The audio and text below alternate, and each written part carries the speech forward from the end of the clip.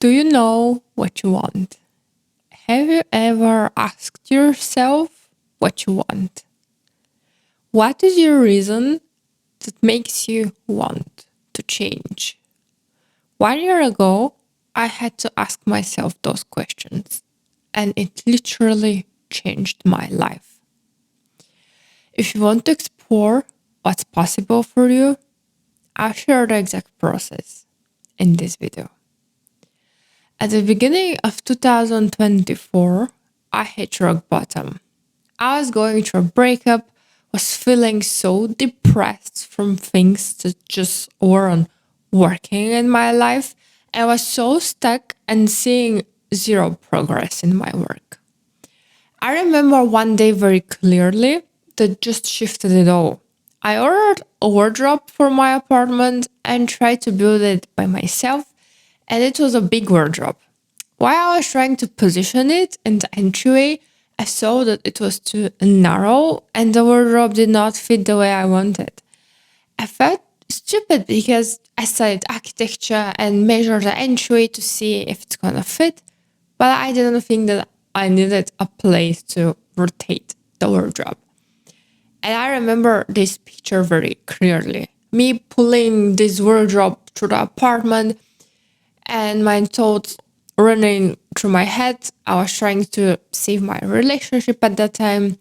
My friends moved out of Berlin and I was feeling alone. And the story with the wardrobe reminded me of my own life.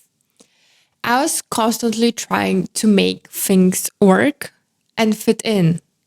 And then I heard my inner voice saying, "You deserve more. Don't dim your light to fit into someone else's life." And then I saw the whole picture. I had literally nothing to lose. I had no boyfriend and no friends around, and I felt unsatisfied with my job. And the universe opened space in my life for something new, for something better to come. And I knew exactly what this thing was because I already wanted it. This was the universe aligning me with my life purpose. At the time, I was unhappy with my full-time job as an architect because it was putting limitations on me. I decided to follow my passion and go all into entrepreneurship. I already had a side hustle as a content creator. I was into online marketing and branding, but it was more like I want to start my business, but not now. And this was just me procrastinating. The first thing I did was to find the right environment and people I could learn from. Guys, this is very important. You cannot grow if you don't have the right environment. The people you hang out with can push you up or pull you down. So please stop hanging out with losers. Start looking for people who are excited to grow and achieve something. Whether you believe it or not, we are the sum of the 5 people we spend most of our time with. Choose wisely.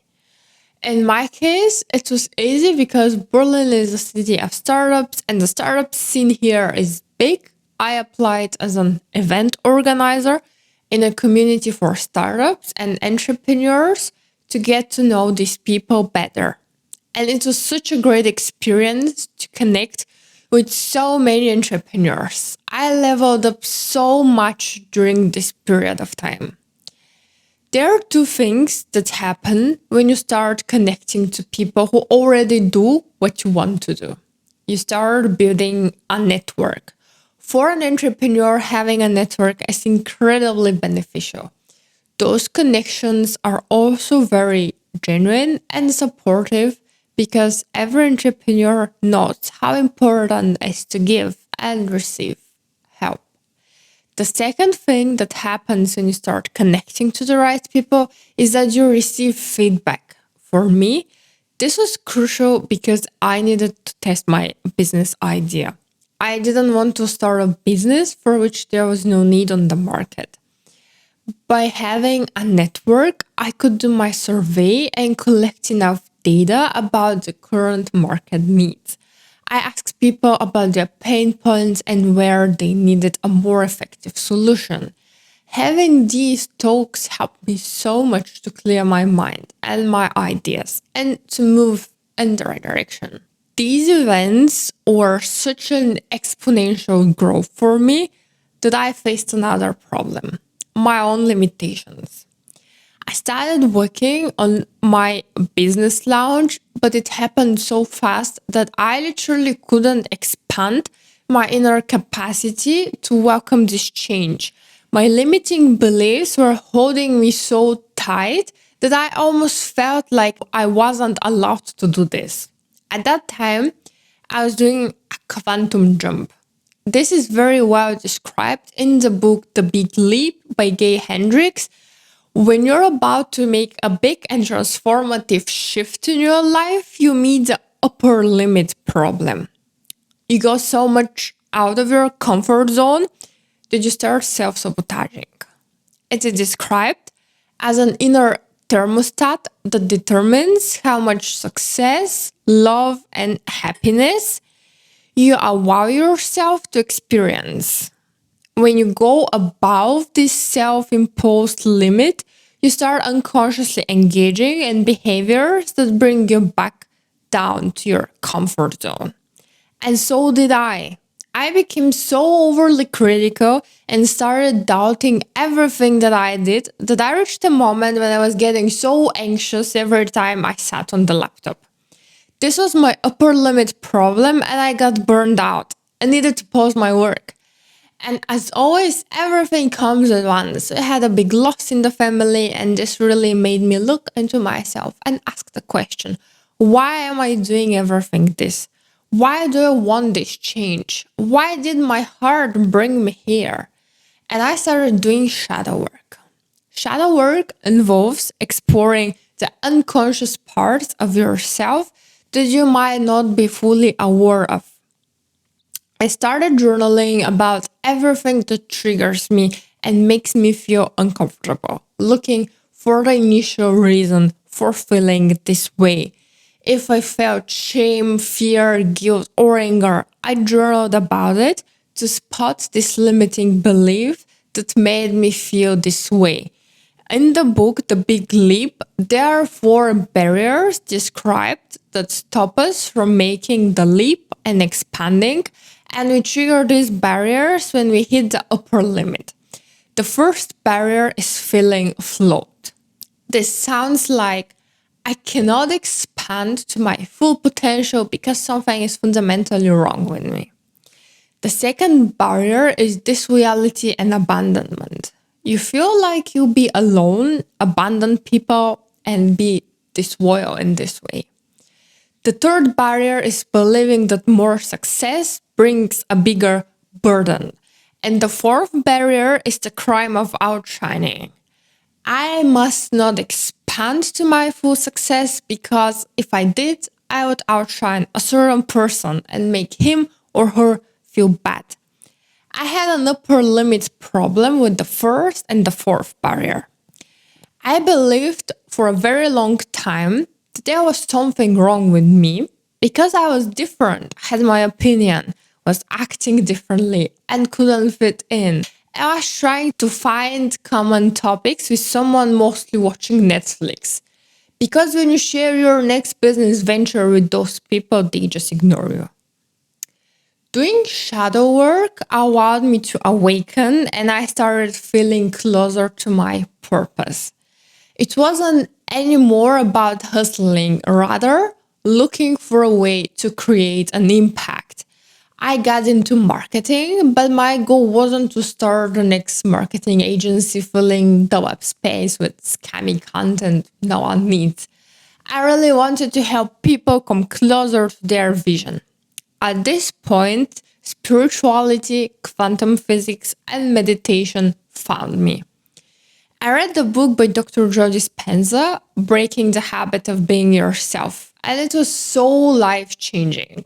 It opened my eyes to so many things. First, I wasn't even realizing how much my thoughts affect my reality. I got burned out, not due to the work, but because my thoughts were so negative. I was constantly thinking that my business would fail. I couldn't imagine myself as a person having a successful business. So my subconscious mind proved me right by making me self-sabotage. Dr. Joe Dispenza combines neuroscience and quantum physics in his book to explain how your thoughts shape your reality and how you can reprogram your mind through meditation. There is a 4-week meditation you start after reading the book, helping you transform your mind and life. The first week focuses on preparing your mind for meditation. You learn different techniques used to change your brainwaves and help you enter a meditative state.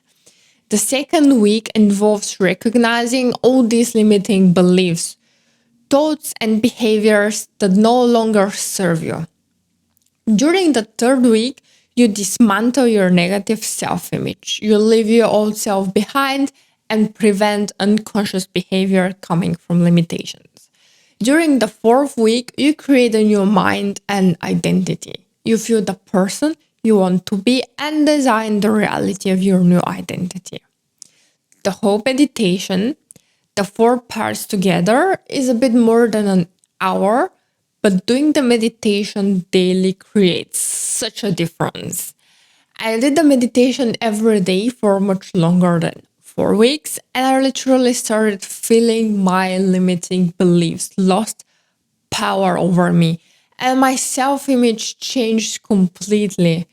Now I continued with other meditations by Dr. Joe Dispenza, and they're just so freeing up. Another thing, this was on my to-do list for a long time, was to start investing in stocks. If you want to build wealth, there are 3 ways. Start a business, invest in real estate, or invest in stocks. I was already working on growing my business. At this point in my life, I'm not really interested in investing in real estate, so I decided to start investing in stocks. This is a way to make a passive income. Here, I've heard different opinions. You might get advised to focus first only on making active income and mastering the skills needed for this, like building and scaling a business, and then learning to make passive income.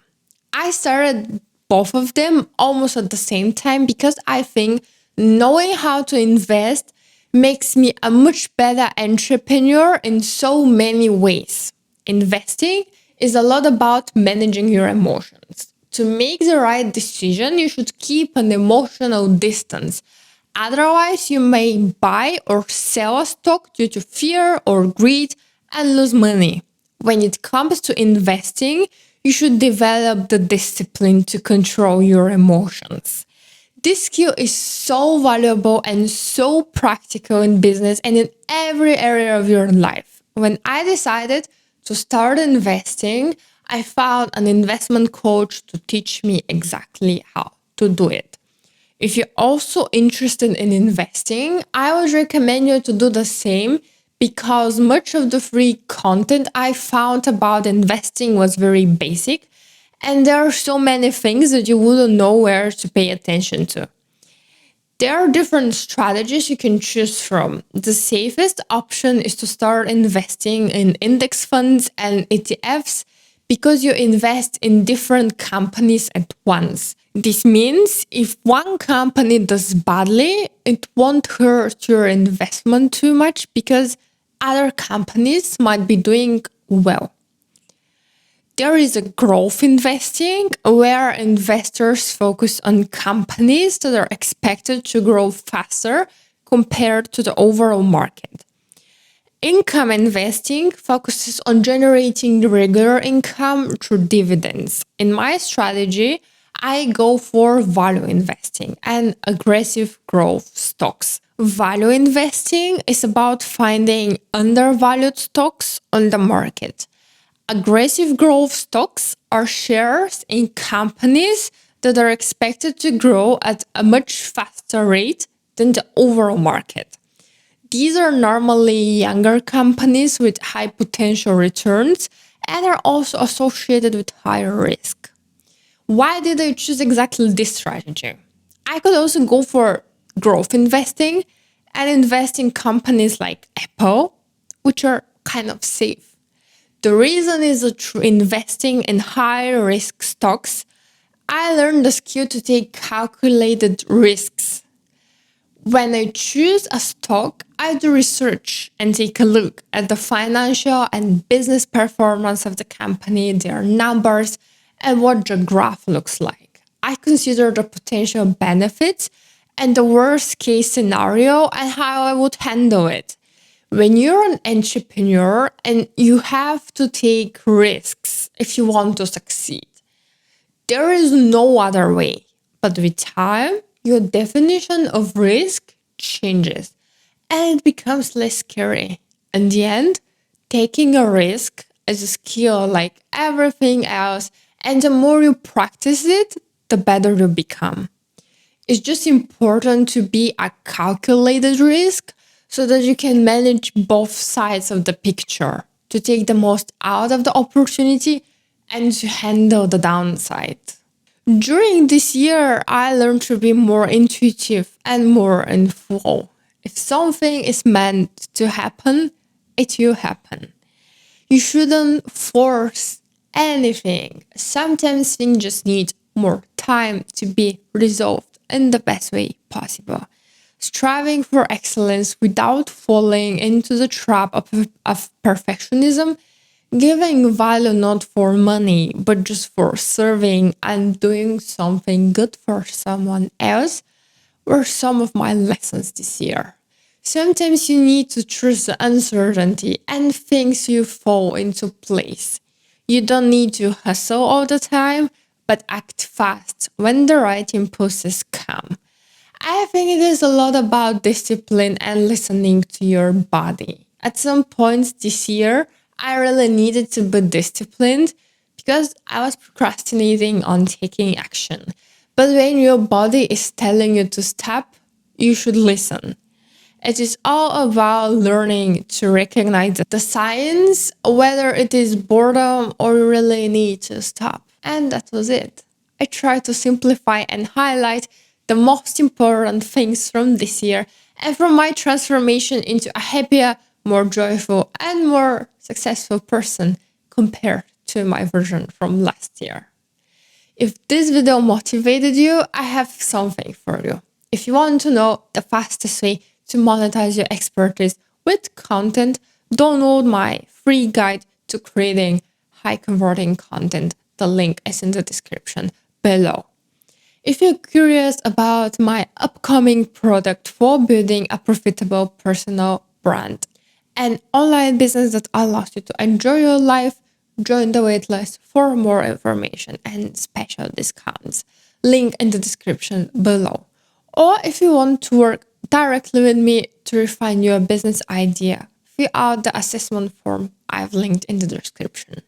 If you found this video helpful, give it a like and subscribe to the channel. I'll see you in the next video.